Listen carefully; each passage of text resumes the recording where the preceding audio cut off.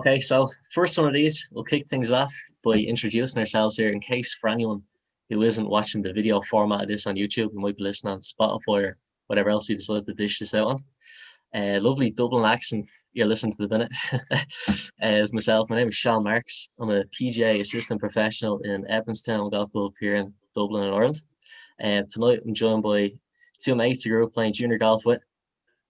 The first one being Keith McDermott, also PGA assistant pro. He's based in the Hermitage Golf Club. And we've also got Steve Murphy, Halpenny's finest. Also a respectable club player playing out of Westminstown Golf Club. Respectable handicap as well, about 6 or so handicap, depending on what the world handicap system has done to it. But thereabouts. But yeah, cheers. Thanks for coming on, guys. Hopefully the first of many. We'll see if it goes well. if not, it might remain in the drafts, but we'll see how it goes. But yeah, so tonight we're going to review the Masters 2020 that's just gone past us. Obviously, a lot of talking points here, but I guess it makes sense to jump into the first one. DJ Dustin Johnson. Any major thoughts from his win just at the week just gone by? Yeah, I thought he did quite well, didn't he? Like overall, when you look at the scoring record and everything else that he's done, it's capped off a pretty good year for him, really. He seemed to be in the zone throughout as well. From the first tee shot, he looked like he was going to be the man to beat. Bookie's favourite as well. He never really looked like he took things too difficult, but he only had one real drop of form on the 4th and 5th, but bounced back well on the 6th. I thought for the whole week, pretty much, he just looked in total control of his game, to be honest. Yeah, for sure. The conditions definitely suited him with the wet greens. He doesn't play his shots in too much with too much spin compared to the other players. They seem to be spinning it off the green with the back pins. So I guess it did favour him, but he still had to go out and shoot the score. Yeah, absolutely. So, okay, the course. He was in control of it, didn't he? Like from the start of it, even from the first round, he was leading from the start. So, like, it's hard to argue with him. Yeah. And I think it is very unfair for. What day was it? The Saturday? Pardon? I was just going to say, just in general, like in terms of some of the talk on social media, like will this not look back in years to come with a bit of an asterisk beside it? I'll know fans, and the course in November is playing very different than it would typically in April, so much softer, and the rough was also quite a good bit longer and thicker. So, and combine that with the soft fairways, the ball wasn't running through the fairway and ended up in the spinny, having those epic recovery shots we've seen through the years, like Phil's obviously went out off the point straw. You weren't seeing so many of those shots this year. Yeah, it's definitely different to previous years, but still, everyone played the same course. So yeah, you can only beat what's put in front of you, to say. For sure. Yeah. There's still major conditions, really. I think for Dustin Johnson, he nearly feels like a player who has won more. I mean, it was about 2017 when he had that injury before he even teed off. Was he fell down the stairs or something there? Yeah, he was going in as favourite as well. Yeah, like he was in great form then too. But like, I don't know. I think it's hard to believe he's only won. Well, this has been his second major, but it feels like he's had a lot more, doesn't it? I think his career does deserve to be put into that category. Like there is a lot of difference in the caliber of players that have won one major as opposed to even that group of two. I think, will he go on and kick on from this? I don't see absolutely any reason why he shouldn't. He is 36 years old though, so he's not in the category of like a Justin Thomas and some of the younger guys as such. Not writing him off and saying he's a geriatric at 36, but you know what I mean, for the current crop of talent that's coming up behind him, you know, even judged by the runners up this week, Cameron Smith and him, it's phenomenal the level of talent that's coming through at the moment. Matt Wolff has been up, another young guy, 21, he's been up there in a few of the majors this year. But yeah, I think golf is probably in the best space it has been for a long time. So it should be interesting to see how it plays out over the next couple of years. He definitely has another 10 years left in him anyway. Maybe not at peak, but he definitely has another 10 years to be in the top 20 in the world. So he should get another 2 majors anyway. He's really getting into the zone now. And And as a mega DJ fan growing up, obviously, even when we were going to school, like whenever one of the majors rolled around, Steel's here, he's always on about like, "Oh, DJ's going to win this, no problem." No, I support DJ through all the tough years of him struggling in the majors, losing big leads. Yeah. I stuck by him. Stephen isn't a plastic DJ fan by any means, sir. No. Not at all. It's a lot of close calls as well. Like, seen his record going into the last one. What was it, like 3 or 4 times he's had 54-hole leads in the majors and lost? Yeah. So, like, I think it's good for him himself to get it done as well, because I'd say it'll give him a lot of confidence going into more majors too. Even his wedge play, like, it was fantastic this week. It was something that typically years gone by I might have flew under the radar a little bit. Obviously, Butch on the commentary doing work with him the last 2 years. He definitely made sure people didn't just overlook that. I would from his point of view, but he has developed his wedge play to a level where he can't take just those when you're bombing tee shots down the fairway, not to take the next step of just stitching it. Is just like you're leaving so much out there, which he kind of had been guilty of a little bit the last couple of years gone by or so. But and I think that's what really hurt McIlroy as well this week, because a lot of the times he was hitting good drives off the tees and then wasn't getting the birdies or stuff, especially the first round. Like, he hit some good shots and then just didn't get the birdies as well. But yeah. And for the second biggest topic, or I was going to say Bryson, but before we even jump onto Bryson, do you think nailing down the second major for Dustin Johnson that has kind of banished a lot of the scar tissue that's been there from some of his previous majors that he failed to get the job done? Yeah, for sure. There's still going to be a bit of scar tissue, of course. Like Chambers Bay is the first one really that comes to mind. He was the one in Pebble Beach, I think, 2010. So he's still, but I think he's overcome that now. He's completely different player, different person. He's a lot more confidence in himself, and in his game. His game's a lot better, really. His putting is come on leaps and bounds. The wedge game for sure. He doesn't really, like, when he's around the green, he's not going to make 6 out of nowhere in a par 4. He's getting up and down to kind of keep the round going, as you would have seen on the 7th hole. Just when things are kind of looking up, he'll get up and down from the bunker just to keep the score ticking over. Whereas in previous years, he didn't have that part of his game, so that's why in pressure situations he kind of fell off. But now, completely different player, so I think he should overcome past experiences. Yeah, he's nearly at a different stage of his life now as well, isn't he, to be fair? Yeah. Yeah, I don't think he had kids back when he kind of blew away some of his other leads, so your perspective on life in general has probably altered quite a bit since then. Completely different, Yeah, his relationship that he's got with his caddy, his brother Austin on the bag, obviously seems to be a great team they've got going on there. Austin does his aim point for him quite a bit. Yeah. But touching on someone who didn't have so much success around the greens in particular this past week on by Bryson. Any major takes on Bryson? He really went for it, didn't he? Trying to overpower it. Like, he had a lot of drives and sort of, I don't know. He was very wild at times. He never really got into it at all, did he? Like, even from the first round, he was sort of struggling on the back foot. Yeah, it was disappointing, I think, but I'd say he'll come back hopefully probably with a new plan and sort of approach it a different way. But yeah, I'd like to see him play it a little bit different and probably use, like, even 3 woods and stuff for him. He could hit miles and he'd probably keep it a bit more on the planet as well. So yeah, I think he'll come back with a new plan. I mean, he was box office right from the first tee, wasn't he? Yeah. Yeah. The first tee, or was it the 11th? I remember the 11th hole, the second hole, he just went straight into the trees. He goes at every drive, seemingly full tilt, really. Yeah. I have to say, I think he's not really hitting enough fairways.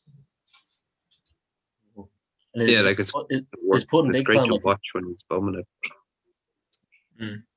Like, he really put a target on himself. You can come into it saying Augusta's playing like a par 67 for me. I mean, what are you doing saying that? I mean, it's great for the game in one respect. You have characters that are going to come out and say that, and they're not just, giving you the stereotypical answers in the media press conference. But hell, man. Was he saying the fourth hole was it the third hole is a bit like a par 3? Is that what he was saying? Yeah. I mean, Augusta really came back to bite him there, doesn't it? It's like, all right, you slag off our third hole. I'm literally going to eat your golf ball. Yeah, I'm going to bloke and lost it. Hole. Yeah, I can understand him saying a par 68 because, of course, with his length, he can see the par 5s as being par 4s, but 67 just doesn't really make any sense whatsoever. And there must have been Bobby Jones must have heard them comments and sucked that golf ball and made him get a 6. 6 in the end, wasn't it? Yeah. Yeah, at least. I think it would have been even a little bit higher. I think it could have been 7. Yeah, 6 or 7 anyway. It was definitely another. Yeah, but even in his first round as well, like he started off like whatever score he was, and then came to 13. Like he started on the back 9 and made 6 or 7, and like hit it in a bush and duffed a chip, and he just from the start he was kind of all over the place. He never got going at all, really. Yeah, you got to respect him for taking a different outlook on the game. He's kind of. And just going for it, really. He's not bland to watch. Like, he's exciting. I like seeing what he's going to come up with next week, really. So I think he's good for the game. I'll be like, he is a bit of a pioneer all the same. When he first came out the tour out of college with the single length irons and all the rest. Yeah. And he must have been sick of playing with Dustin Johnson, Rory McIlroy, bombing it 20 yards past him, and he decided he's going to bomb it 20 yards past them. Yeah. It's great to see the dedication he had to really commit to that transformation that he's gone through. Yeah. Well, yeah. Will we see many other people take the same approach? Not convinced.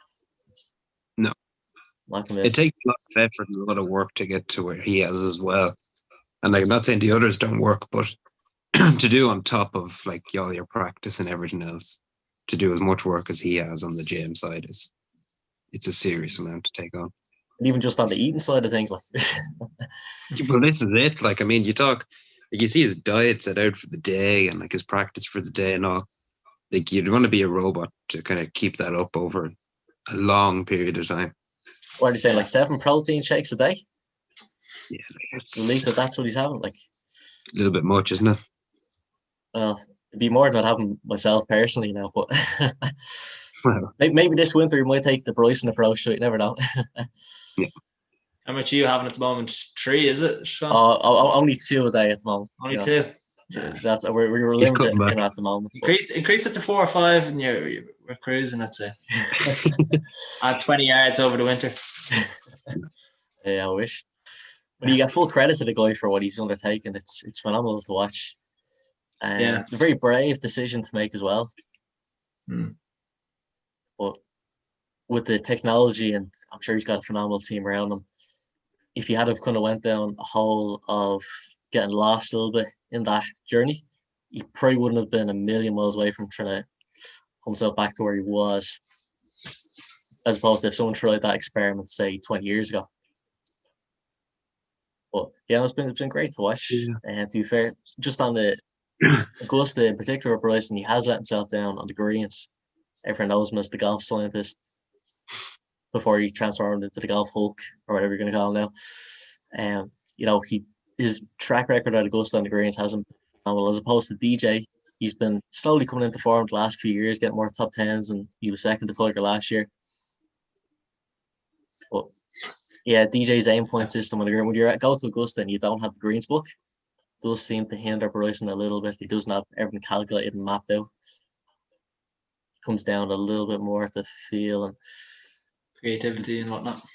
Yeah, DJ just seemed to be a lot more assured of himself on the greens this week.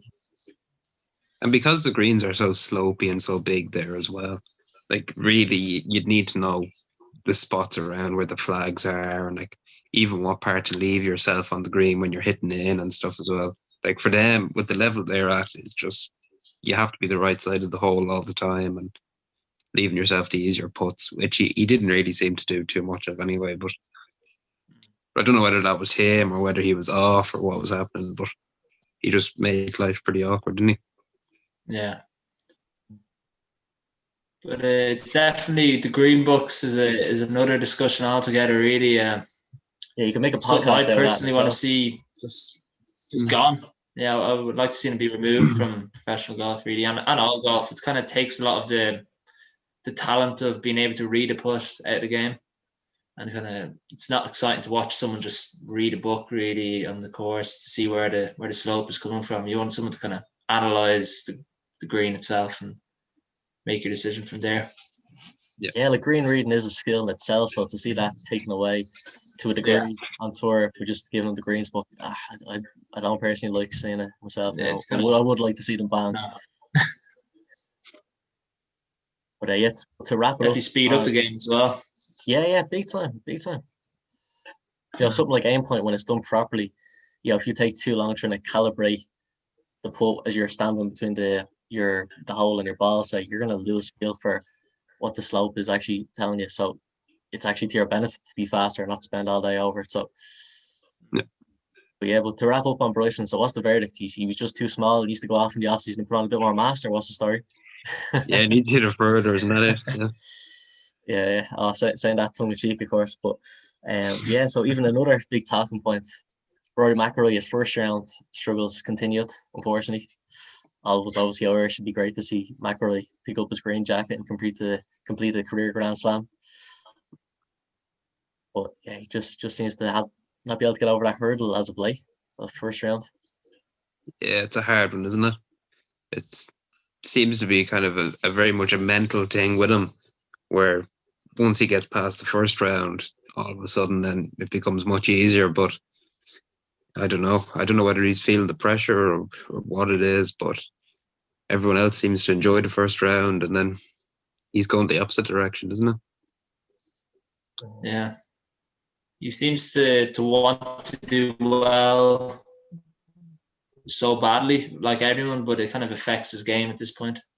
He must be a bit of nerves in the first tee, and it's carrying on for the 18 holes, really, which is a pity because his rounds 2 to 4 is so good at the moment that all he needs is round 1 being somewhere close to what he's doing on the other days, and he'll be up there rather than playing catch up for the rest of the week. Yep. Yeah, like I've got the numbers here. Since 2015,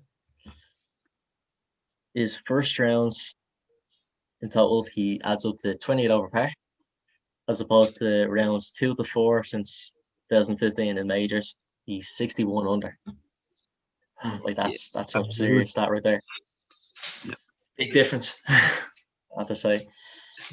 But I mean, when you're going out there, especially at Augusta, where it's to complete the slam, you're gonna inevitably put yourself under a bit more pressure going into the weekend, trying to get your game peak for that 1 week a year.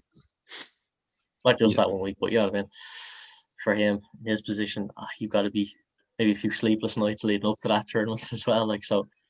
Obviously not an easy task, but it certainly sounds like it's not just Augusta as well, where his problem is it seems to be all the majors he tends to start bad in. So I don't know whether it's a preparation thing or just he gets nervous or what it is, but I think he probably needs to change something, maybe in the way he approaches it, or maybe be a bit more cautious or a bit more aggressive or whatever suits him. But I certainly think he needs to change it up anyway. I have to say, I was reading this Tiger book by a guy called John Streege, and in it he talks about in '96, Nicklaus pulled Woods aside. It was after Woods had kind of ruled himself out of the Masters, the US, and the Open that year. I believe it was all 3 after the first round. And Nicklaus goes to him. Nicklaus, trying to help him progress, wants to see him do well. He's seen the talent he obviously had and all the rest. I said, it's not just on the last day that you've got to grind it out to win tournaments. Sometimes you got to grind it out when your A game isn't there on Thursday just to stay in it. When your game isn't there, you got to get back to the clubhouse and level par. Give yourself a chance. Was he 3 over or so for the Masters on Thursday? You're leaving yourself a lot of work to do just to make the cut even for that when the score was so low this week. I think he was 10 shots behind Johnson after the first round. Yeah, that's a lot of ground. You're not making 10 shots up over Johnson over 3 days, to be honest. Especially with him, with the way he was playing. But I found it incredible, the difference between even the end of round 1, which was played on the Friday, and then his 18 holes he played after.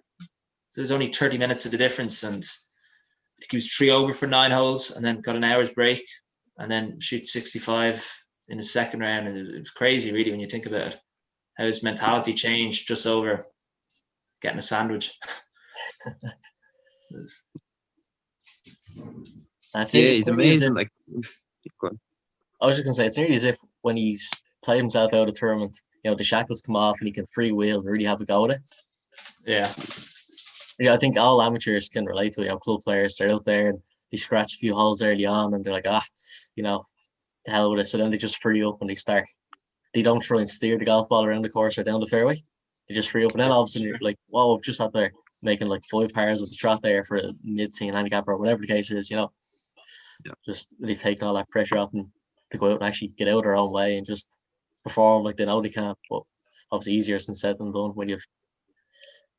And that's probably the approach he needs to take from the start, really. Like going into the first round, sort of freewheeling it almost, where he's sort of like, you do care, but you kind of don't really show that you care too much. Because I think it's pretty obvious. You see him like when he starts bad and he gets real kind of down, and then he hits loads of bad shots, and it's, I don't know. I'd like to see him maybe care a little bit less going around, especially in the first round. Like he seems to really relax after that, but first round he always seems like a completely different player. I don't know what it is. Is he too safe for the first round, where he's not going at pins and he's playing away from pins and then making pars and bogeys, or is he too attacking in the first round and he's just making bogeys from going at every pin? I don't think anyone really knows what it is. Yeah, I think it's just the 4 inches in the brain. Yeah, I'd love to know what his approach is then going into his second and third rounds as well. Like, I'd love to know what he's thinking as opposed to the first round. Like, as you said, there's only an hour change. You're playing the same course on the same day. Like, there's no difference at all, but your mindset's obviously a bit different.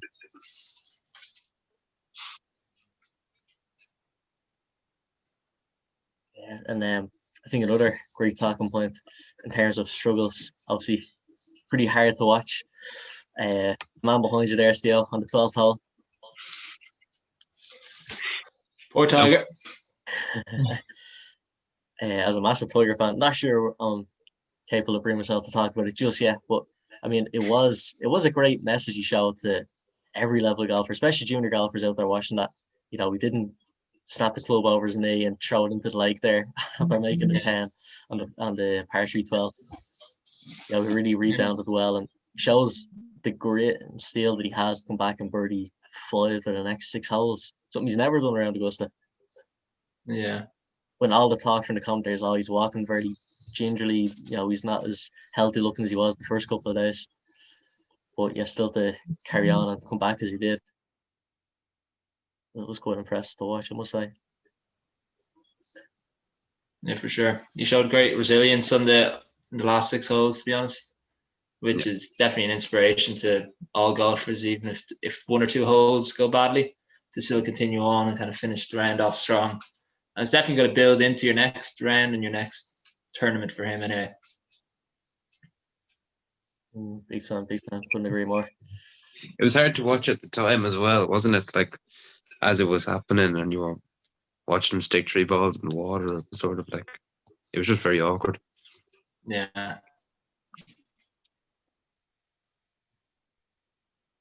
Another talking point, I guess, there, moving on from that, would be Bernard Langer this year, becoming the oldest golfer to make the cut at the age of 63, I believe. And looking at his performance this week, there's no reason why he wouldn't say that he could make the cut in April and extend that record a little bit longer, an extra 5 months.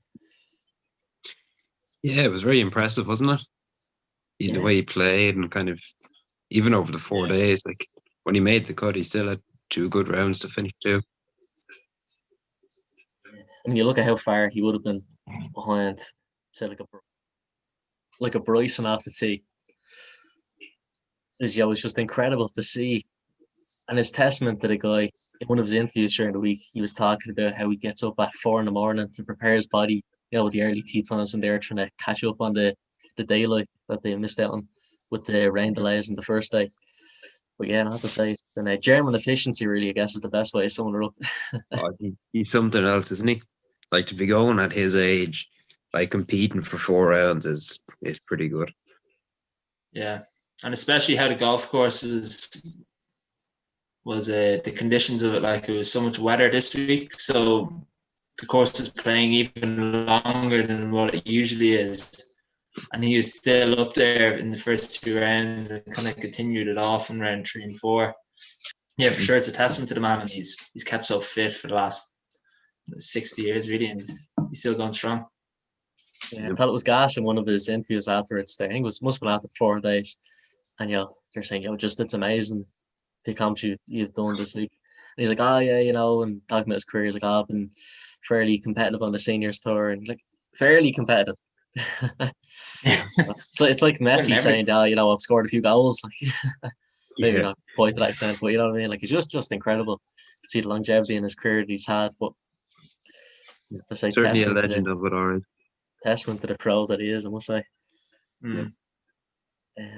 What do you guys think of the lack of patrons there this week? From the point of view of how that might have helped or hindered the players, and then from viewers' point of view, watching home through the TV screen. Yeah, it certainly made it a lot less interesting on Sunday, I think. I thought the first few days it was all right. It was a little bit different, but certainly on Sunday when it was quiet and lads were making birdies and stuff, and there was no roars, there was nothing. I think it affected probably a few of the players, but it probably helped some others as well. It's hard to know. It definitely played into Dustin Johnson's hands, really. Even when he was going through that tough patch around 4 or 5, even the start of the round, he didn't hear the birdies that were being made in front of him by Cameron Smith. So he could kind of just focus on his own game rather than worrying about what was going on a few groups in front, really, which played into his hands. And all he had to do was just worry about himself. And then once he did that, he was able to continue off his round and win. For the viewer, it definitely made a difference as well, that we kind of wasn't the same atmosphere as it would have in April, but still the golf kind of made up for it, really. Yeah, definitely. From a point of view of the player, you hear some of the guys talk about, I was trying not to watch leaderboards throughout the last round and just play it shot by shot, one shot at a time. The usual cliches you hear. But if you are genuinely someone who sticks to that and tries not to watch leaderboards, at a place like Augusta, you're going to hear echoes around the course just the way it's set up. Like Cameron Smith, when he stitched it on the 9th hole, kind of out of the trees there, under normal circumstances, it'd be huge echo around the course in the crowd. They would have been circulating the green there. That's got to throw you off to say, I wonder what happened there. Or you'd even really know. You'd know someone's coming up and chasing you from behind, potentially going to overtake it. Now, would we have seen a few more, maybe a few more weaknesses or chinks in the armor from DJ if there was that added pressure from the fans and creating that atmosphere? I still think he would have got the job done. Like, there's definitely not taking it away from his win. He's fully deserved, and as you're saying, like, this time in his career, he's definitely deserved to get that second major at least by now. So, but from the viewer, obviously, mega golf fans here, we're all excited to watch it, regardless whether there's going to be fans or not there. But Thursday to Saturday, I'm still pretty excited, and it was great feeling. Sunday, in particular, still exciting to get watched, don't get me wrong, but just wasn't the same. Just wasn't the same, really, was it? Especially the back on Sunday, say it all kicks off and just no atmosphere around the place. Yeah, it was like you were just waiting for something to happen, like some war or something to go on, or a hole in one, or just something to get going. It never really Never really got going, yeah. I'm not too sure if that was because of the fans, or was it because Johnson was in such control of his game that you never really thought he was ever going to mess up. And it seemed like it was over after he made the birdie on 13. It just seemed like he was going to coast in. I'm not too sure if it was the fans or was it... A bit of both as well. Like, I think any other year, if he's cruising away like that, you probably don't hear the fans as much anyway, and no one really pays any attention to it. But like, if it was close and like a few players going in the back nine, were in a shot or two of each other. I think to have no fans would have been tough. Like DJ, he just looked so invincible. It never felt like he had any chance of letting the chase him back in and overtake him at all. To be honest, it really felt like a foregone conclusion. I said after 13 there, but it just wasn't the same. Hopefully, maybe 5 months' time, maybe some vaccines or whatever the answer is going to be to this. Maybe they might have fans in some capacity at Augusta. Yeah, even at a limited number, or if they set a number for each day or something, they could work it out. But they're working on a pretty tight schedule as well, aren't they? Yeah, 5 months still not mega time, really, is it? Like, I know billions, literally billions have been pumped into trying to find the vaccine, whatever the answer is. But yeah, it's I mean, if they are putting fans in at a limited capacity, even say the backline on Sunday, surely everyone's going to flock to that one point. That's just human nature, really, isn't it? You're going to want to see where the action is, and you're not going to be told, "Oh, well, a section of the fans are only allowed to this point here." You're like, "What? But there's not even any golfers left on the rest of this part of the course. I want to go and see Tiger win next year or whatever." But yeah, so if Augusta are out there and they're looking for test subjects, I think all three of us would be pretty happy to put our hands up and we'll for the. Without a doubt, yeah. Be nice birthday presents next year. Yeah, Steve's birthday. My birthday usually same week as Augusta. Yeah, there you go. Just putting it out there to the people involved. The coordinator. Yeah. But like law of attraction, talk it into existence there. That's the thing, yeah. A little Christmas present. Oh, if you don't ask, you don't get. So you never know. Someone out there with some contacts, hook us up. But I think then just to wrap it up our chat for this evening, if we were to go with our picks for who's going to be sliding on the green jacket in April, who have we got? We'll start with you, Steve. Me. That's always a tough one. The dark horse will be Jordan Spieth. I think he in the next 5 months he's gonna get the form around, and obviously he's been so good around Augusta. Even this week made the cut with 0 form. If he just gets anywhere close to where he was 3 years ago, he'll definitely be a good shout. Out of who I think will win, I think you can't look too far away from Dustin again. He seems to be the man to beat. He seems to have mastered Augusta in recent years. He's finished top 5, I think, 4 of the last 4 years. So I'd go with Dustin again, and he's playing the best golf in the world. So I think it'd be foolish to go with anyone else, really. How was you, Guy? I'm gonna go with the European Jon Rahm. I think he's certainly, without a doubt, I think he was the best of the European last week gone by. But I don't know. The Americans seem to have a good record around Augusta too, don't they? That was quite interesting. I'd like to see someone from Europe now win it too, because I don't think we've had too many recently. Or McIlroy even as well. I'd like to see McIlroy do the Grand Slam too. But I think Jon Rahm, especially on this week gone by, he looked impressive, and he had a couple of bad holes. But I think he has the game for it too. He's got the button and he can drive long, and yeah, I think he'll win it. Maybe not next year, but certainly in the future. Yeah, I thought it was quite interesting seeing the Sky Sports coverage during the week. Jose Maria Olazabal there in the practice days was giving a few tips around the chipping green. He followed him over to the range, and have just the more experience he gets around that track really is only going to stamp him. And picking the brains of past champions and fellow countrymen like Olazabal, you won't be too far away in the coming years. But, what about you, Sean? For next year, I probably we're going to keep the hype train rolling. I think Bryson is going to do it. I think he's going to keep up the gym work. He's going to slide on the green jacket and just flex the muscles and burst through the jacket. No joke. I think on a serious note, though, I think Bryson is going to be a serious contender. Like, he's too intelligent of a guy to not go away from this week and reassess and come up with a maybe slightly tweaked game plan for 5 months' time. And realistically, like, he was the butt end of a lot of jokes on Twitter. People kind of rinsing him a fair bit. Like, the way people were going on, you'd swear he hadn't won the US Open this year. He was taking some awful stick, which was quite harsh. Okay, when you say at the par 67, yeah, you are putting a target on your back. You've got to expect some criticism when you don't live up to the hype. But I think, yeah, he's too intelligent of a guy to not come back.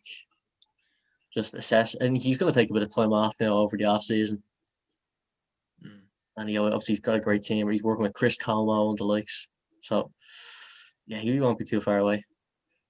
Yeah, it's going to be interesting, isn't it, to see who can kind of, between now and April, keep their game up and who can perform well. Yeah, I have to say.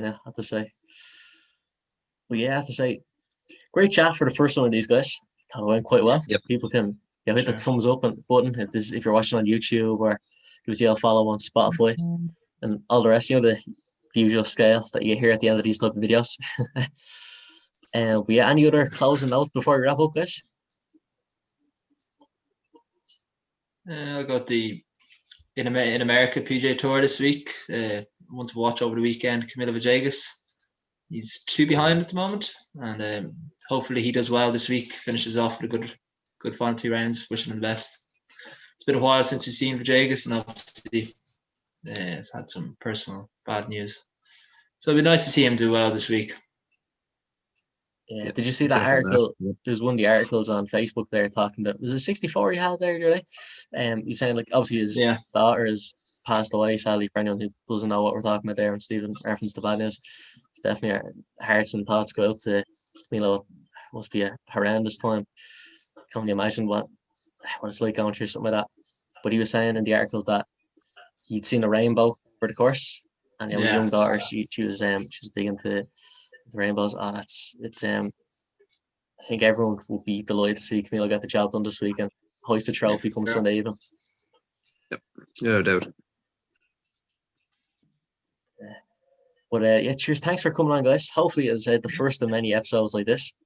If anyone's got any suggestions for future topics, non-major related, and you'd like to see us discuss, maybe the World Handicap System or anything, just throw suggestions at us. We'd be more than happy to give it a crack and see what we can come out with.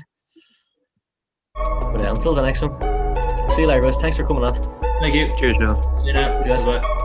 See you later.